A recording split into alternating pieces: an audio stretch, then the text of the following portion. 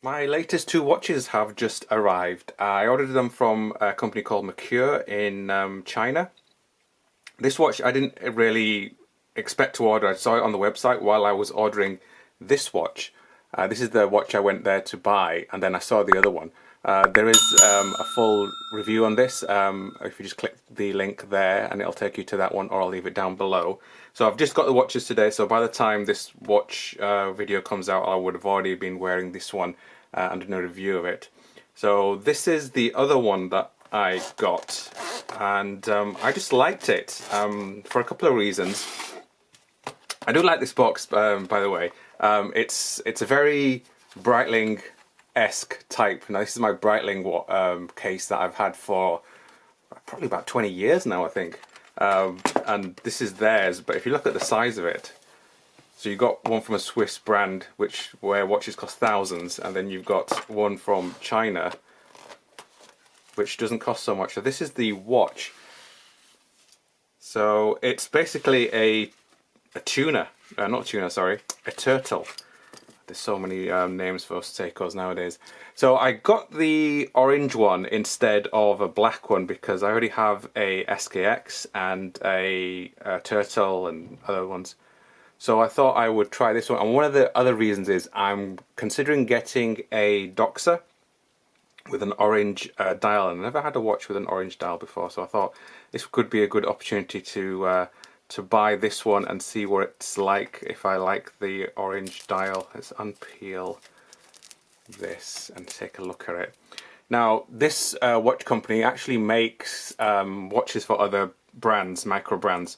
So I think what they've done is they've basically just put their own name on it and produce one for themselves. Because if you go on Amazon and other sites, so on, you'll find homages to turtles. Is it a turtle? It's kind of a turtle. It's not exactly.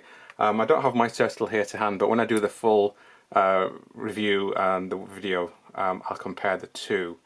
But let's see what else is inside. So you get all the paperwork. It seems to be quite full of stuff in there. Oh, there's something else as well. Oh, that's quite good. It's a little tool. Is there a strap in here as well? It didn't say on the website. No, unfortunately no extra strap, but that's quite cool. Now, £165 this one is. There's the there's all the details. 1st of Feb 2021. And this is their card. A cleaning cloth. Danger, look out for $100. What's this? Post your watch on your... Oh, right, okay. I'll read that, and then this will be just the manual.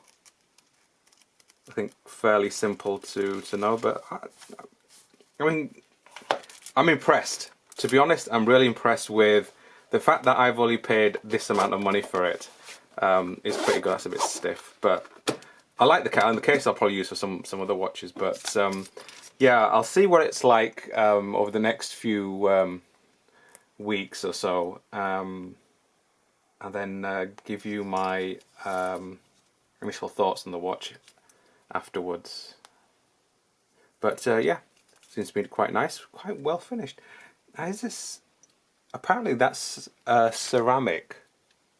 It's a ceramic bezel. Wow. Okay, so let's continue the video in a few days. I've had the watch now for a few weeks, and just before I get into the rest of the video, I think I mentioned at the beginning of the unboxing that I referred to it as the turtle. Even the website refers to it as a turtle in their title description. But if you look at it compared to a Seiko turtle, the case is actually different. You can see at the bottom where the crown is. It's a lot thicker than the Seiko turtle. The Seiko turtle is more of a symmetrical shape size case, whereas this one isn't.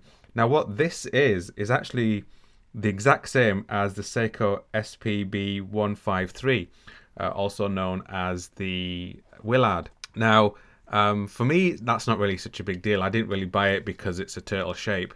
I like the watch, and the fact that it's more of a Willard shape, it's actually a better thing for me. I prefer it.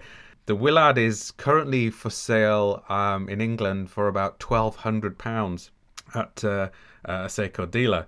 Now this is 10% of that price, so I think it's an absolute bargain. If you're looking at a watch which is similar to a Willard, now you can get it in a black as well, but obviously I've got it in the orange, and it runs the Seiko NH35 movement. So basically, you're buying a Willard for 10% of the price of a Willard. So it's 44 millimeters in diameter, and it's 46 millimeters from lug to lug, and it's 14 millimeters thick. So it's actually not too thick. It actually wears a lot smaller on the wrist than you'd imagine. That's what I really like about these shapes of cases that the Seiko make, like the turtle and this one.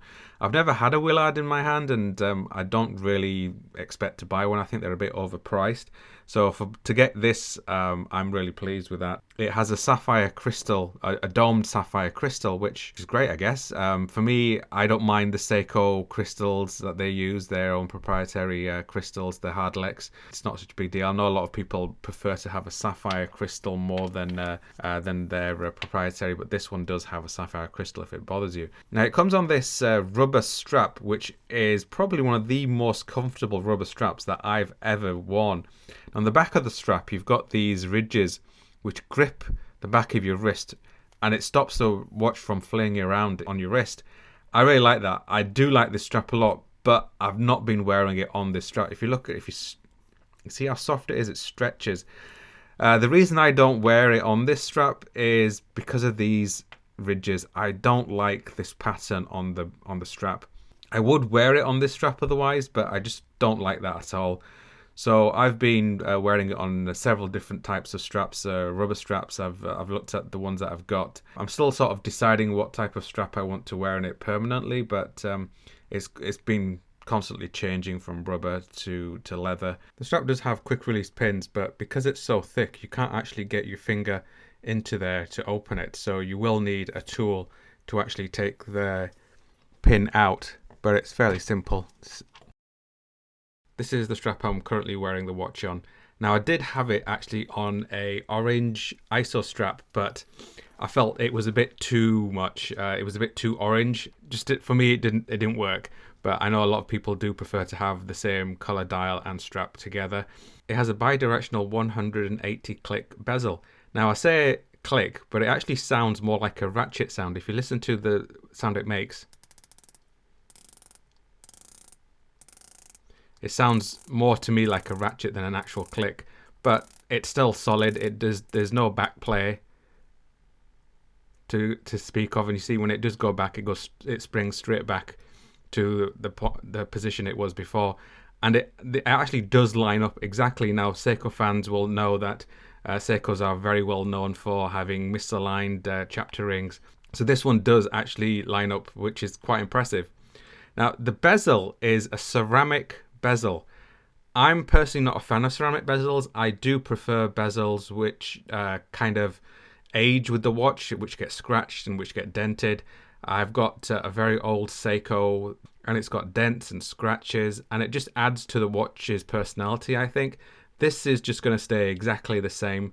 What these will look like in 30 years time, I think they're going to look exactly the same as they are now. For some people, they like that. It has applied hour markers filled with C3 Luminova, as does the hands. If you look at the hands and the applied markers, you can just see the hands are black. The surround around the hour markers is actually silver. If they just had black on the hands and the hour markers, or silver, I think it would have looked a lot better. It just looks a bit misplaced. The colors don't line up. That's just a personal preference. One of the other things I don't like about the dial is the actual date window. I don't like the silver border around it. It does cover the date slightly. I think if they just left it without the border, it would have been a lot better. The logo is also applied, and the way they've done it is it looks like it's actually floating on top of the dial. I really do like that. That's a nice touch to it. It has a screw down crown. Now when you unscrew the crown, it is a little bit difficult to get hold of. That is because of the guards. If you look at the side profile, there does look like there's room there to get your finger underneath, but it's really difficult to unscrew the crown and screw the crown in. You've got to really just sort of get your fingertips to get it, instead of just having your finger below Now when you pull out the crown, you can see there's a red marker there. That's to tell you that the crown is unscrewed. So it's just a bit of a warning. They do make a big deal about this. Now that is a good thing to have, but realistically, I think most people, once they're only going to unscrew the crown every so often when they're picking up the watch or when they're readjusting it. It's not really going to make a big difference between that. But when it's closed, you can't see the red marker at all. But even when it's slightly open, you can just see the red starts to come out. So it is a good thing for people who are a bit worried that their watch may get damaged with water. It has a screw down back with this turtle logo. I really like this turtle logo. It's heavily, it's not even, it's more, it feels like it's applied. It actually feels like it's actually not engraved there or embossed. It feels like they've actually applied the turtle. I do like that a lot. This is a much better back case than having a clear back where you can see the movement. NH35, not a pretty movement. This, I think, looks a lot better than having a see-through back. And they've actually thought about something. I do appreciate watch companies which go to this length of actually thinking of putting something on the back and not just having an open case so you can see the movement. They actually have to think about this. You can just buy a back case which is see-through and just stick it on. That's lazy in my opinion. The side of the watch has a polish finish to it, and you can just see there's a line which breaks up the polish and the brushed finish. Now, I'm not a big fan of watches which have two finishes. I much rather have a watch either it's brushed all or polished all. But I know the vast majority of people prefer to have this kind of finish to it. At the beginning of the unboxing, I did mention that I was looking to buy a Doxa sub 300 with an orange dial. I've never had an orange dial before. Most of my dials are either white or grey or black, quite boring. So I thought I really like the Doxa. I like the look of the Doxa, the hands, and it just appealed to me, but I've never seen one in person. So, and they're quite expensive. They're around about, I think, £1,800 at the moment. So I didn't want to spend all that money on a watch where I wasn't sure if I would like the dial or not, because I've never had an orange dial. So this kind of killed two birds with one stone. I can see what the orange dial looks like, or a orange dial, whether or not I'd like to wear one. And I do like it. It has made me more inclined to buy the Doxa now. And I needed a cheap watch for when I'm traveling.